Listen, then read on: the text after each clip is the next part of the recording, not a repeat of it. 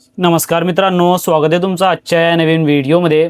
आज आपण या नवीन व्हिडिओमध्ये आपले सरकार सेवा केंद्र चालवण्यासाठी म्हणजेच त्यासाठी ऑनलाईन अर्ज करण्यासाठी कशा पद्धतीने तुम्ही ऑनलाईन अर्ज करू शकता आणि तसेच त्यासाठी तुम्हाला कोणकोणते कागदपत्रे लागणार आहेत, त्याची पात्रता काय आहे याची संपूर्ण माहिती आज आपण या व्हिडिओमध्ये बघणार आहोत। जर तुम्ही चॅनलवरती नवीन आला असाल तर चॅनलला सबस्क्राइब करा, असेच महत्त्वपूर्ण अपडेट्स तुम्हाला मिळत राहतील। या ठिकाणी प्रत्येक जिल्ह्यासाठी आपले सरकार सेवा केंद्राची या ठिकाणी जाहिरात निघली जाते, जे की त्यामधून नांदेड जिल्ह्यासाठी जे की 14/2/2026 पासून ते 23/2/2026 पर्यंत ऑनलाईन अर्ज करण्याचं या ठिकाणी जाहिरात या ठिकाणी निघाली आहे। तर या जाहिरातीमध्ये नेमकं कागदपत्रे कोणकोणती लागणार आहेत, तर त्यासाठी बघा, नवीन आपले सरकार सेवा केंद्र मिळवण्यासाठी कोणकोणते कागदपत्रे लागणार आहेत आणि पात्रता काय आहे। तर या ठिकाणी अर्जदार एकाच वेळी म्हणजे एकाच ठिकाणी अर्ज करू शकते। दुसरा, अर्जदार ज्या ग्रामपंचायतीचा रहिवासी आहे त्याच ग्रामपंचायतीसाठी अर्ज करावा। अर्जदाराचं वय या ठिकाणी किमान 18 वर्ष पूर्ण असावे। त्यानंतर शैक्षणिक पात्रता, यामध्ये अर्जदाराचं किमान 12वी परीक्षा तरी उत्तीर्ण असणे आवश्यक आहे। त्यानंतर Aadhaar card, voter ID card, CSC certificate असेल तर द्या। त्यानंतर दिव्यांग सर्टिफिकेट असेल तर द्या आणि त्यामध्येच संगणक अर्हता म्हणजे MSIT किंवा CCC यामधील कोणतंही कम्प्युटर बेस सर्टिफिकेट असणं तुमच्याकडे आवश्यक आहे।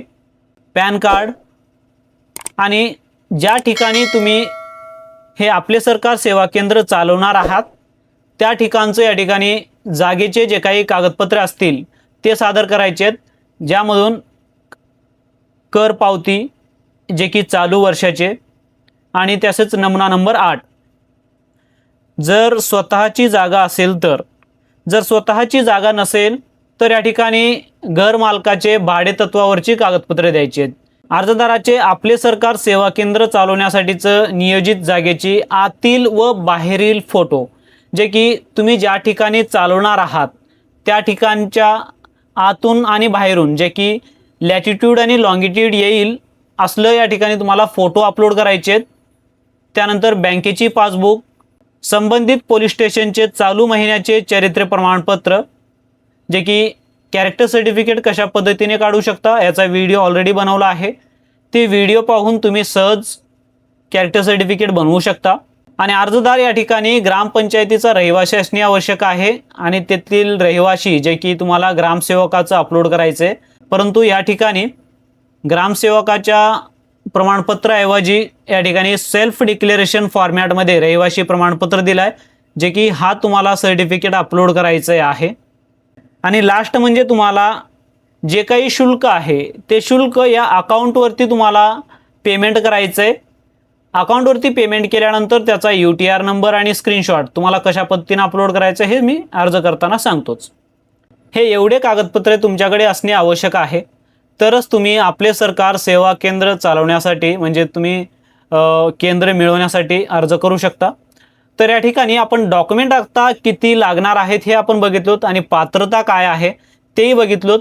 परंतु आता ऑनलाईन अर्ज कसा तुम्ही करू शकता, तर त्यासाठी तुम्हाला काय करायचं आहे, तुमच्या जिल्ह्यातील जे कोणतं पोर्टल असेल, या ठिकाणी जसे की नांदेड जिल्ह्यासाठी जाहिरात आलेली आहे, तर या ठिकाणी नांदेड जिल्ह्याच्या या वेबसाईटवरती यायचं आहे। तर सर्वप्रथम तुम्हाला या वेबसाईटवरती आल्यानंतर आता या नांदेड जिल्ह्याचं जे काही वेबसाईट असेल ऑनलाईन अर्ज करण्याचा ते मी व्हिडिओच्या डिस्क्रिप्शनमध्ये देईन। या ठिकाणी आल्यावर तुम्हाला रजिस्टर या पर्यायावरती क्लिक करायचं आहे आणि सर्वप्रथम तुम्हाला इथून रजिस्ट्रेशन करून घ्यायचं आहे। जसे की रजिस्ट्रेशन करताना सर्वप्रथम तुमचं म्हणजे जो कोणी अर्जदार आहे अर्जदाराचं या ठिकाणी नाव द्यायचं आहे, त्यानंतर त्यांच्या वडिलांचं नाव, त्यानंतर त्यांचं आडनाव आणि त्यानंतर डेट ऑफ बर्थ द्यायचं आहे, जसे की डे, मंथ आणि इयरमध्ये, आणि mobile number, email ID। Mobile number आणि ईमेल ID तुम्हाला अचूक द्यायचं आहे, कारण ईमेल ID वरती तुमचे जे काही कन्व्हर्सेशन असतील ते ईमेलवरतीच होईल। अचूक ईमेल ID तुम्हाला या ठिकाणी द्यायची आहे। त्यानंतर तुमचा तालुका निवडायचा आहे आणि ज्या ग्रामपंचायतीसाठी तुम्ही अर्ज करणार आहात म्हणजे ज्या ग्रामपंचायतमध्ये तुम्ही राहत आहात ते गाव या ठिकाणी तुम्हाला निवडायचं आहे।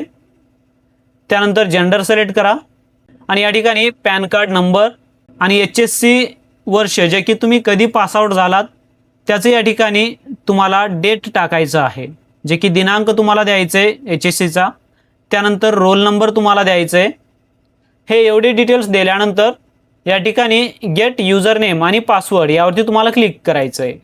हे एवढं करताच या ठिकाणी तुमचं युजर नेम पासवर्ड जनरेट होऊन येईल, जे की तुम्हाला सेव्ह करून ठेवायचं आहे किंवा याचा स्क्रीनशॉट तुम्हाला जपून ठेवायचा आहे। त्यानंतर या ठिकाणी जे काही टर्म्स अँड कंडिशन आहेत ते ॲक्सेप्ट करायचे आहेत। या ठिकाणी तुम्हाला हे सगळे डिटेल्स भरल्यानंतर क्रिएट अकाउंटवरती क्लिक करायचं आहे। हे एवढं करताच या ठिकाणी तुमचं जे काही युजर नेम आणि पासवर्ड जे की तुमच्या समोर आलेलं आहे ते युजर नेम आणि पासवर्ड तुम्हाला टाकायचं आहे आणि या ठिकाणी तुम्हाला साइन इन वरती तुम्हाला क्लिक करायचं आहे। अशा पद्धतीने युजर नेम आणि पासवर्ड टाकल्यानंतर साइन इन करा। साइन इन केल्यानंतर या ठिकाणी तुमच्यासमोर काही बेसिक स्टेप दिले जातील, ज्यामध्ये सर्वप्रथम तुमचं प्रोफाईल कंप्लीट करायचं आहे, त्यानंतर तुमचं बेसिक इन्फॉर्मेशन, त्यानंतर तुमचे एज्युकेशन डिटेल्स द्यायचे आहेत आणि डॉक्युमेंट अपलोड करून तुम्हाला पेमेंट करायचं आहे। या ठिकाणी तुमचे प्रोफाईलमध्ये तुम्हाला काहीच चेंजेस करायचे नाही आहेत, कारण या ठिकाणी तुम्ही जे काही डिटेल्स भरलात ते ऑटोमॅटिकली या ठिकाणी येईल, जे की तुम्हाला प्रोसीड टू बेसिक इन्फॉर्मेशन यावरती तुम्हाला टिक करायचं आहे। हे एवढं करताच या ठिकाणी तुम्हाला येस करायचं आहे। त्यानंतर बेसिक इन्फॉर्मेशनमध्ये name as per the Aadhaar कार्डवरती जे नाव आहे ते एक्झॅक्ट नाव तुम्हाला द्यायचं आहे। त्यानंतर पॅन नंबर या ठिकाणी रजिस्ट्रेशन करताना जे दिलात ते ऑटोमॅटिकली तुम्हाला येऊन जातील। त्यानंतर बँकेचं नाव आणि तुम्ही कोणत्या गावासाठी म्हणजे तुम्ही कोणत्या गावातील रहिवासी आहात त्या गावाचं नाव टाकायचं आहे आणि ग्रामसेवक सर्टिफिकेट, आता या ठिकाणी ग्रामसेवक दाखलाच्या ऐवजी स्वयंघोषणा या ठिकाणी अपलोड करायचं आहे, तर त्यासाठी त्याचा दिनांक तुम्हाला देऊन त्या सेल्फ डिक्लेरेशनवरती ते दिनांक या ठिकाणी तुम्हाला द्यायचं आहे आणि अपलोड या ठिकाणी नंतर करायचं आहे। जे की प्रपोजलचं या ठिकाणी तुम्हाला ॲड्रेस द्यायचं आहे, जे की पिनकोड सहित, यामध्ये लॅटिट्यूड, लॉंगिट्यूड आणि या ठिकाणी do you have a CSC centre, जर CSC सेंटर तुमच्याकडे अवेलेबल असेल तर येस करा, जर नसेल तर या ठिकाणी तुम्हाला नो राहू द्यायचं आहे। जर असेल तर या ठिकाणी CSC नंबर टाका आणि या ठिकाणी do you have a handicap, जर तुम्ही दिव्यांग आहात का, म्हणजे तुमचे कोणते अपंगत्व आहे का, असेल तर यस करा, नसेल तर या ठिकाणी तुम्हाला नो करायचं आहे। आणि सिलेक्ट पोलीस व्हेरिफिकेशन टाईप, यामध्ये तुम्हाला कॅरेक्टर सर्टिफिकेट जर असेल तर या ठिकाणी कॅरेक्टर सर्टिफिकेट राहू द्यायचं आहे, परंतु तुमच्याकडे कॅरेक्टर सर्टिफिकेट काढण्याचं फक्त रिसिप्ट आहे, तुमचं सर्टिफिकेट आणखी निघालेलं नाही आहे। रिसिप्टचा हा ऑप्शन तुम्हाला सिलेक्ट करायचं आहे आणि कधीचा आहे रिसिप्ट ते दिनांक तुम्हाला या ठिकाणी निवडायचं आहे।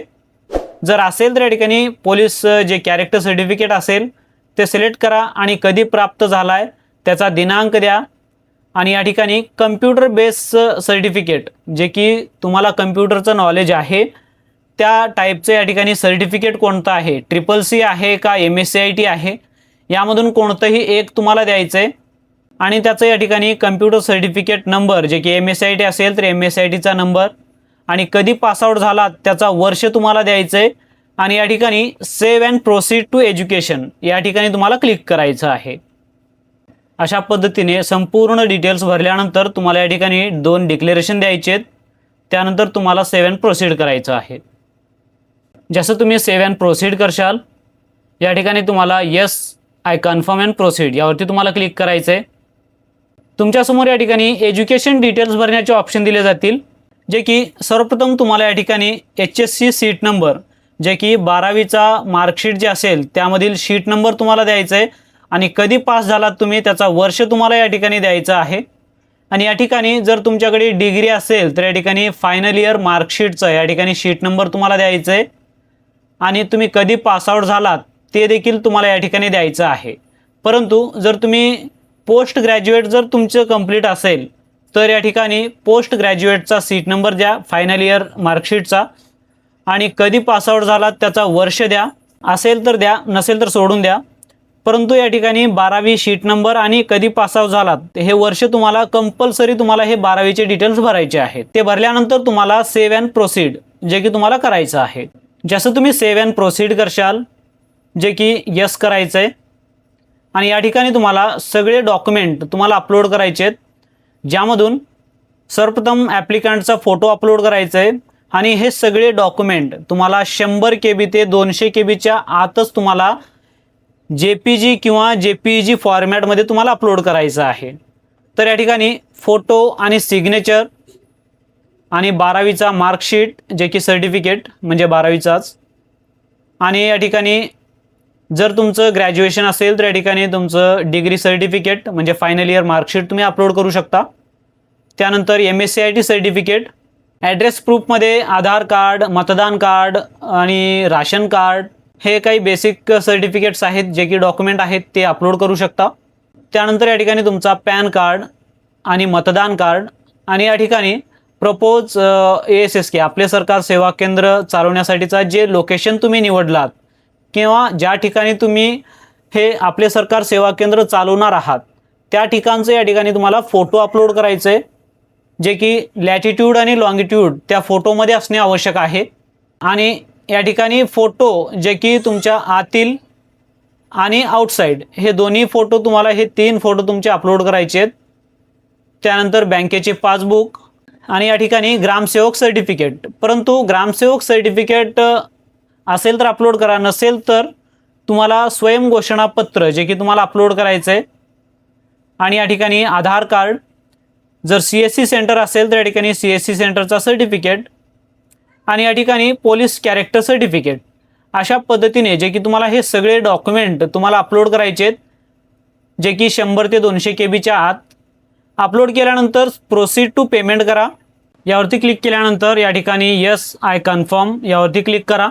हे एवढं करताच आता तुमच्यासमोर या ठिकाणी पेमेंट करण्याचे ऑप्शन या ठिकाणी असे दाखवले जातील, जे की यामध्ये तुम्हाला काय करायचं आहे, तुम्ही ज्या दिवशी पेमेंट केलात त्या पेमेंटचा या ठिकाणी डेट टाकायचं आहे, आणि पेमेंट डिटेल्समध्ये या ठिकाणी ट्रान्झॅक्शन नंबर किंवा रेफरन्स नंबर किंवा UTR नंबर ज्याला आपण म्हणतो, जे की फोनपेनं जर तुम्ही ट्रान्झॅक्शन केलं असाल तर या ठिकाणी UTR नंबर किंवा ट्रान्झॅक्शन नंबर तुम्हाला टाकायचं आहे। आणि या ठिकाणी तुमचं जे काही पेमेंट स्लिप असेल जे की त्याचा स्क्रीनशॉट जे तुम्ही पेमेंट केलात त्याचा या ठिकाणी तुम्हाला अपलोड करायचं आहे। त्यानंतर तुम्हाला submit payment and lock application यावरती तुम्हाला क्लिक करायचं आहे, जे की तुम्हाला पेमेंट करण्यासाठी या अकाउंटवरती पेमेंट करून तुम्हाला या ठिकाणी स्लिप अपलोड करायची आहे, जे की अशा पद्धतीने तुम्हाला तुमचा पेमेंटचा जे काही रेफरन्स नंबर किंवा UTR नंबर असेल ते टाका, आणि या ठिकाणी स्लिप या ठिकाणी अपलोड केल्यानंतर तुम्हाला submit payment and lock application यावरती तुम्हाला क्लिक करायचं आहे। हे एवढं करताच या ठिकाणी बघा येस आय कन्फर्म अँड प्रोसीडवरती क्लिक करा। हे एवढं केल्यानंतर तुमचं जे काही ॲप्लिकेशन असेल अशा पद्धतीने कंप्लीट होईल, जे की या ठिकाणी पेमेंटचे स्लिप बघायचे असेल तर या ठिकाणी व्ह्यू स्लिपवरती क्लिक करून तुम्ही जे काही पेमेंट अपलोड केलात ते पेमेंटची स्लिप या ठिकाणी तुम्ही बघू शकता, आणि इथून पेमेंट स्लिप तुम्ही डाउनलोड देखील करू शकता जर तुम्हाला आवश्यक असेल तर। आणि या ठिकाणी प्रिंट ॲप्लिकेशन यावरती क्लिक करून तुम्ही जे काही डिटेल्स भरलात ते सगळे डिटेल्स या ठिकाणी तुम्ही चेक करू शकता, आणि या ठिकाणी तुम्हाला प्रिंट घ्या यावरती क्लिक करायचं आहे, आणि याचा जे काही PDF असेल आणि हे प्रिंट तुमच्याकडे सेव्ह करून ठेवायचं आहे। अशा पद्धतीने तुम्ही घर बसल्या आपले सरकार सेवा केंद्रासाठी ऑनलाईन अर्ज करू शकता, आणि यामध्ये तुम्हाला डॉक्युमेंट कसे अपलोड करायचे आहेत आणि कोणकोणते डॉक्युमेंट लागणार आहेत याची संपूर्ण माहिती तुम्हाला समजली असेल।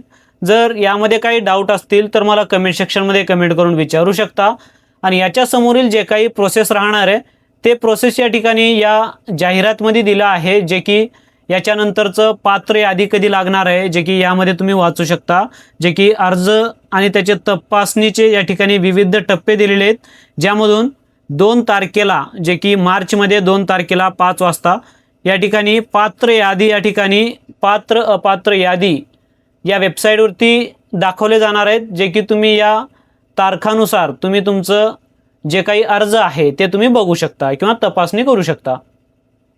आशा करतो मित्रांनो तुम्हाला हे व्हिडिओ आवडला असेल, आवडल्यास लाईक करा, शेअर करा, आणि असेच महत्त्वपूर्ण अपडेट्स आपल्या मोबाईलवरती मिळवण्यासाठी चॅनलला सबस्क्राईब करा। भेटूया नेक्स्ट व्हिडिओमध्ये। जय हिंद, जय महाराष्ट्र, धन्यवाद।